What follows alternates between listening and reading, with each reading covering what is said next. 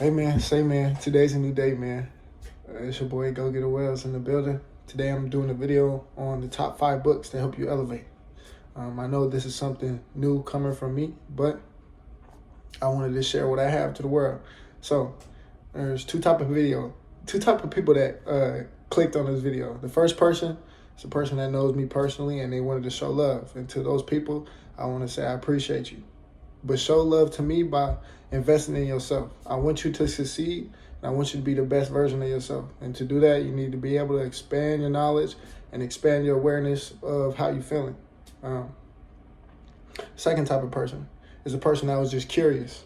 They're just curious as to what I had to say. They clicked on the video.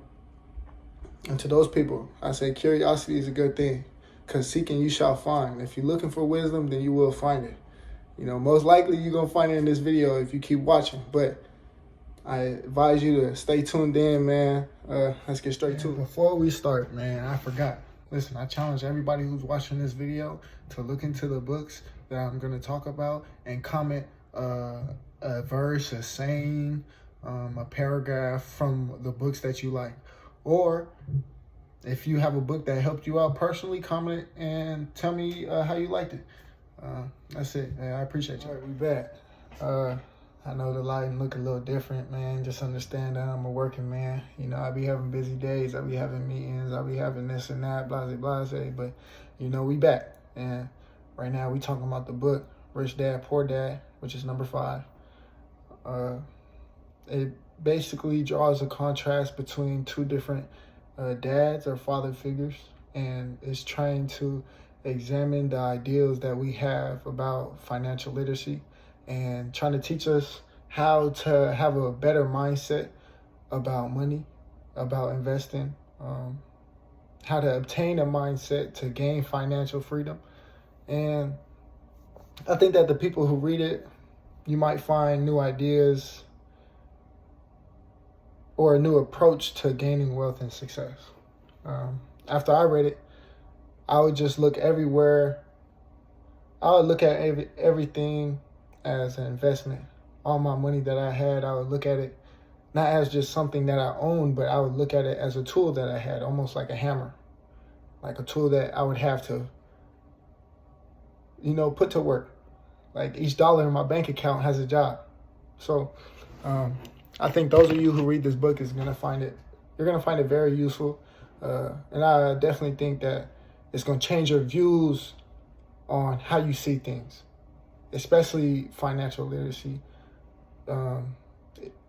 Gaining the financial literacy is very important.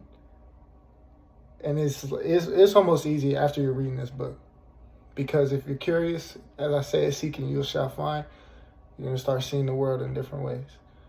If you're not happy about your circumstances, remember, external means can't fix external circumstances. If you want to change your surroundings, you have to change the way you think first. So let's get to the second one. Number 4 on the list, we're going to be talking about this book. It's called Outwitting the Devil. It's by Napoleon Hill. And the basis of the book is basically this guy having an interview with the devil. And I know that sounds kind of crazy, but, just stay with me for this one. He's having an interview with the devil. And the devil's basically explaining how he gets into people's minds. If you want to think about any time that you've been doubtful of yourself, that you've had fear, and it stopped you from taking the steps that you need to take to get to where you want to, this is what the book is talking about.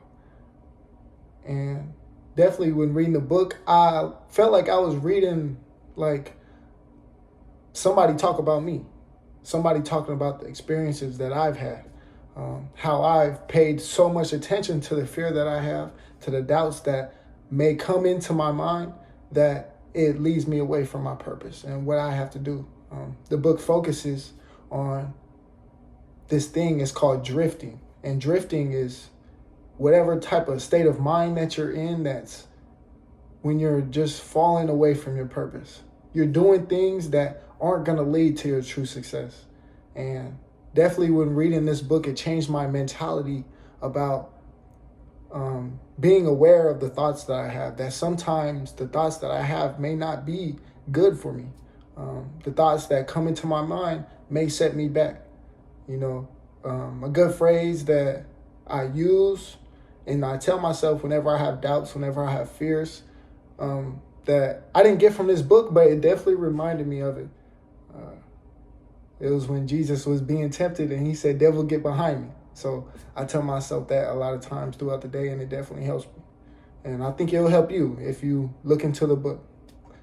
So with number 3 on the list, we got this book. It's called The Power of the Subconscious Mind. And this book chooses to focus on the thoughts that we have and trying to create a repetition in your mind, because as you guys may know, or if you don't, and this is the first time you're hearing it, your thoughts determine the reality that you have. And sometimes the thoughts that you have can be negative, and those can impede on the journey that you have to success. So this book is basically trying to teach you to be aware of those thoughts that you have, and also trying to teach you to practice positive thinking in order to set yourself up for the right path, to put yourself on that right path to success. This book definitely opened my mind up to the seeds that I'm planting in my mind, or the seeds that other people are planting in me, which that sounds crazy. I'm not gonna lie. Pause on that. Look, pause here. But look, if you're around the right type of people, then they will drive you. And if you're not around the right type of people, then they'll bring you down. You have to be able to realize the seeds or the things that people are saying that you subconsciously think about, and those set you back. It could be social pressures. It could be whatever. You have to be conscious and aware of the things that people are saying around you, not just what other people are saying, but what you're saying to yourself. Sometimes I find myself thinking negative thoughts, and I have to stop myself in my tracks and correct myself. That's important, because if you don't correct yourself, you're going to keep doing it, and it's just going to be a ball rolling downhill. So, yeah, I think it's important. This is definitely one of the good books that got me started on this journey to wanting to open up my mind and find things out and be more aware about the things that are going on within me. So, yeah. I know, man, I took off the shirt. It got a little hot, man. I ain't gonna lie. But look, we at the 3rd book. It's called The Power of Thinking Big by David J. Schwartz. And this book, I really like this one. I'm not gonna lie. I would listen to it before games, before any type of situation. I would listen to it throughout the day just to get myself piped up, because basically the theme of the book is basically believe in yourself, believe in the greatness that's within you, and don't think that there's no type of circumstance or problem or situation that you can't handle, because you can. And I don't think that you would be in that situation if you couldn't handle it. Just think as yourself as the most successful you that you can be. If you were the most successful person right now watching this video, what would you be doing?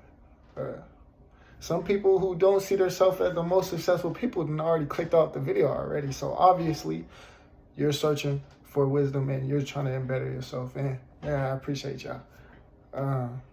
I'm not gonna lie, I really like this book. As you can tell from my enthusiasm talking about it.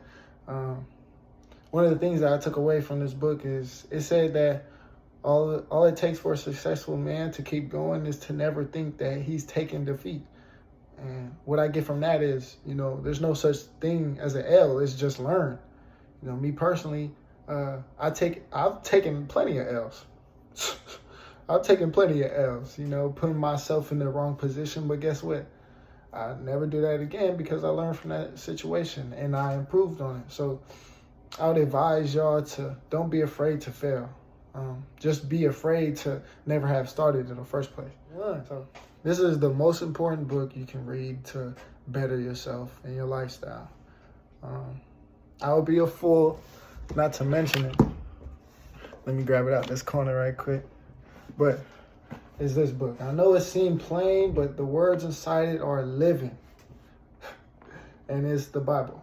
Now I know, made you watch this whole video. I'm gonna name the Bible at the end. That's crazy. But look, Every book that I just named, or any book that can help you better your lifestyle, they're going to have sayings, they're going to have phrases, and they're going to have teachings from the Bible. You know, they really stole its whole flow. They didn't soldier boy it. They didn't did everything, you know. Anything that you can use to better yourself, it starts with that book. I like reading other books after I read the Bible. Now, I'm glad I read the Bible first. But other books, I think that they just articulate what the Bible is saying in a different way. And it's more mainstream, meaning other people can read them and not feel no type of way about their type of lifestyle. And, you know, that's fine. They grew up in a different household, and they may have had different experience than I have had. You know, I'm not gonna lie, me myself, I used to be an atheist. So I can't say that, oh, you know, I grew up in a household that believes in God, so I'm already a Christian. No, I used to be an atheist. So, hey, and now I'm reading the Bible and talking about the word and God's love, you know, every day. So those of you who think my words aren't true, those of you who think I'm just up here capping, I would advise you to see for yourself. I have no type of fear in hiding who I am or what the words I'm saying are true or not. Go in the book. Look in Proverbs. Look in John. Look for yourself. Seek and you shall find. The answer is always going to be there if you look for it. And yeah, with that being said, I'm capping about the Bible verses that are in every other book that are going to help you progress. I just have a couple here that I think really pointed out, and that gave me new insight as to the meaning of the Bible verses when I heard them in other books, and they were articulated in different ways. So in Proverbs 23:7 says, "For as he thinketh in his heart, so is he." And that goes back to the power of the subconscious mind. Outwitting the devil. Robert Kiyosaki. No. It's really about your thoughts and determining your reality. So boom, that's the first one. For our struggles aren't against flesh and blood, but up against the evils of this world. It's not a me versus you thing. It's not flesh and blood, as he said. It's the experiences and the seeds planted within your mind that make it challenging for someone else, or vice versa, someone else making it challenging for you. You know, it's the experiences that they've had and the seeds planted in their mind. I don't mean to repeat myself. I'm just trying to make sure I get my point across, man. I ain't gonna lie. So it's truth again. Another one. Oh, and that one was in Ephesians 6:12. But this one is in Proverbs 29:18. It says, "Without vision, the people will perish." Without belief, without vision, people are doomed. Or people are stuck in the same cycle if they cannot picture themselves being the most successful people that they can. And so that's what it gave me new insight on those verses. You know, the first time I read them, I was kind of, you know, left kind of confused, like, yo, what does that mean? But now that I read different books and I expanded my knowledge, it gave me new insight as to what he was talking about. Or at least gave me a new feeling of what I think it means. So, yeah, right, man. That concludes the video, man. I appreciate y'all for tuning in. Let me know any thoughts that you guys have in the comments. Any observations that you might have made in the book. Once again, I challenge each and every one of y'all to go to these books, the Bible, any other book that I name, and put in a verse that means something to you. Put in a scripture or paragraph that you might have found that helps you out. That's very insightful for you, because I want to know. Yeah, so let me know. Appreciate y'all for tuning in, and stay blessed, not stressed, man. Let's get it.